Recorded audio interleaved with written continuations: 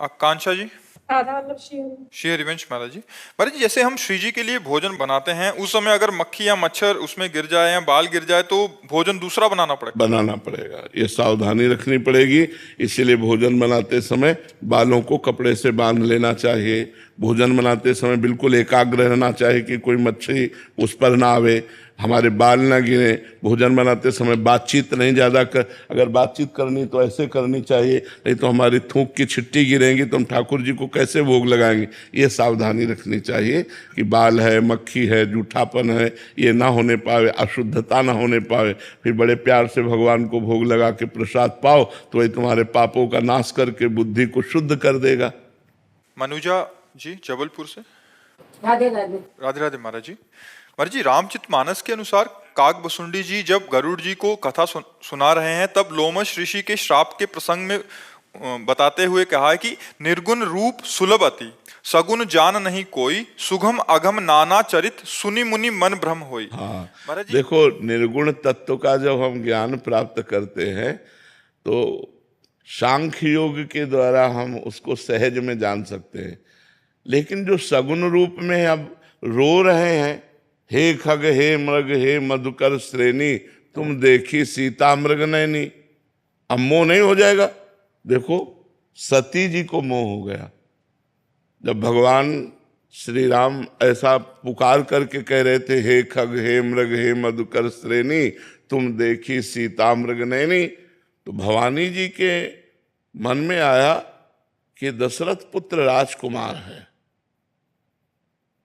उसी समय भगवान शंकर ने जय सच्चिदानंद परम धाम की जय। ये कैसे हो सकता है?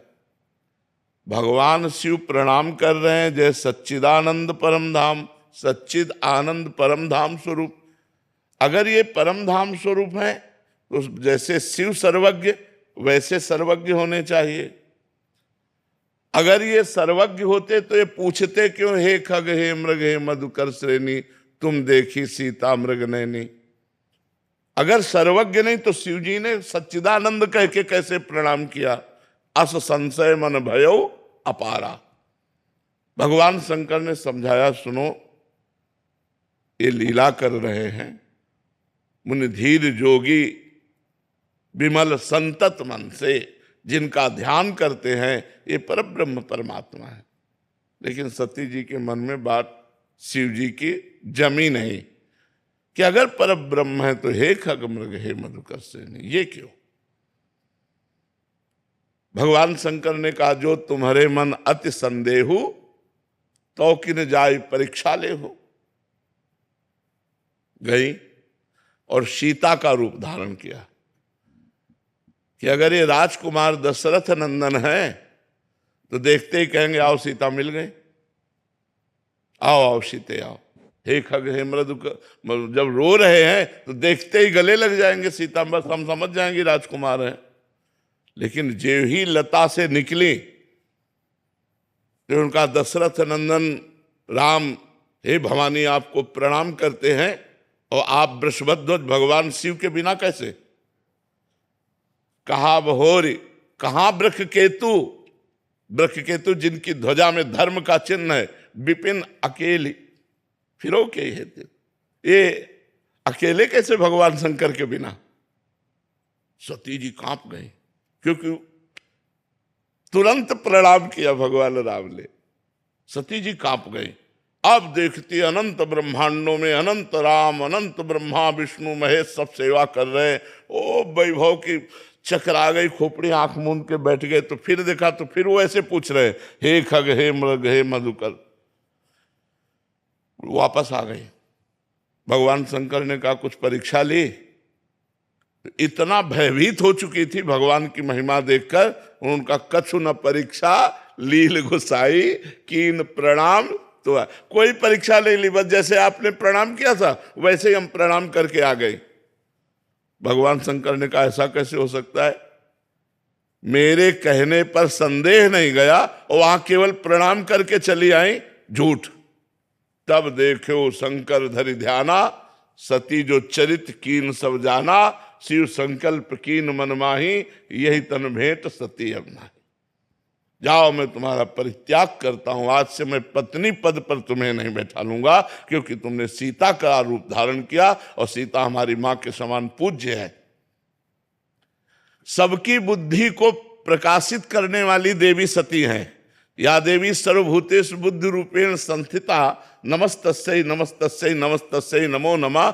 जब उनको सगुण चरित देख करके संशय हो गया तो और किसको नहीं हो सकता। इसीलिए कागभूषण जी कहते निर्गुण की महिमा समझना सहज है, लेकिन सगुण की महिमा, जब भगवान अपने सखाओं के साथ सिर्फ बाल कृष्ण बैठे हुए हैं वृंदावन की कुंज में, कोई केला का पत्ता, कोई ढाक का पत्ता, ऐसे बड़े बड़े पत्तों में अपनी अपनी भोजन सामग्री निकाली, एक ने मुंह में छाछ डाली बड़ी मीठी, इशारा किया कन्हैया को मुंह से मुंह में ट्रांसफर।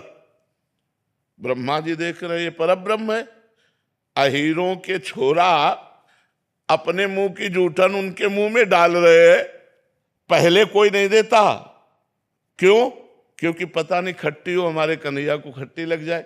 पहले स्वयं दाल भात, हाँ बढ़िया, अब वो अंदर जाएगा नहीं, अब वो कन्हैया के मुख में जाएगा। भगवान भाव के भूखे है ना, जैसे सबरी जी के बेर, तो भगवान सखाओं का उच्छिष्ट पा रहे हैं।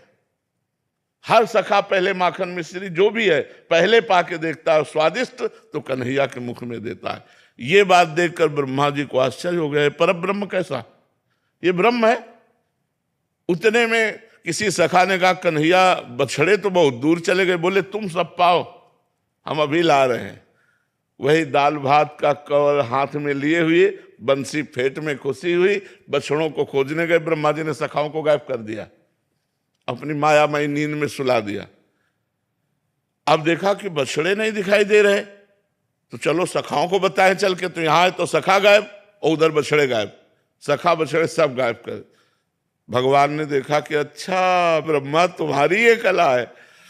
अरे है तो बालक लेकिन सबके बाप है, उन्हीं की नाभि कमल से तो ब्रह्मा पैदा हुए। अपने आप को भगवान ने उतने ही बालकों के रूप में, उतने ही छकड़े छीका छड़ी जो जो था सब भगवान बन गए, उतने ही बछड़े बन गए। 1 वर्ष तक स्वयं भगवान बछड़े बनकर, ग्वाल बाल बनकर ब्रजवासियों को आनंद देते रहे। तो भगवान की जो सगुण लीला है इसको जानना बड़ा कठिन है। परीक्षित जी को प्रश्न आ गया कि भगवान का अवतार धर्म संस्थापनार्थाय संभवामि युगे युगे। तो ये रात में बहुत सी नौ युवतियों के साथ रास परीक्षित जी ने किया। तब श्री सुखदेव जी ने कहा परीक्षित तुम समझे नहीं, गोपी नाम च तत्पति नाम सर्वे साम्य उच्चय। गोपियों के पतियों के और सबके हृदय में जो आत्मा रूप से विराजमान है वह स्वप्रतिबिंब विभ्रमा। जैसे बालक अपने प्रतिबिंब के साथ खेलता है, ऐसे भगवान अपने आप से अपने आप में खेल रहे। तो बड़े बड़ों को भ्रम हो जाता है सगुण लीला देखकर, निर्गुण लीला में कोई भ्रम नहीं होगा, क्योंकि निर्गुण की कोई लीला ही नहीं। वो तो आत्म स्वरूप पर ब्रह्म परमात्मा स्वरूप है, उसका ज्ञान प्राप्त करो इसमें स्थित। और इनकी लीला 6वां दिन है, छठी मनाई जा रही है और पूतना को मार दिया 6 कोस का शरीर जिसका। अब कैसे समझ में आवे इनकी लीला है। जो परब्रह्म परमात्मा एक पैर अपना बढ़ाते हैं तो ब्रह्मलोक तक चला जाता है।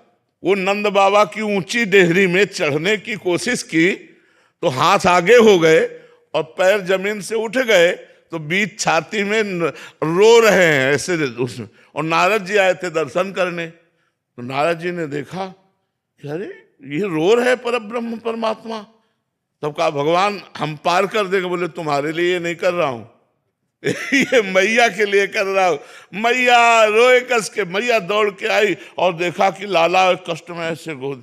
नारद जी कह रहे प्रभु प्रभु आपकी लीला आप ही जाने, नंद की डेहरी नहीं पार कर पा रहे आप, और एक चरण बढ़ाए तो ब्रह्मलोक तक पहुंच गया। तो सगुण लीला को जानना अत्यंत कठिन है, निर्गुण को तो ज्ञान के द्वारा जाना जा सकता है।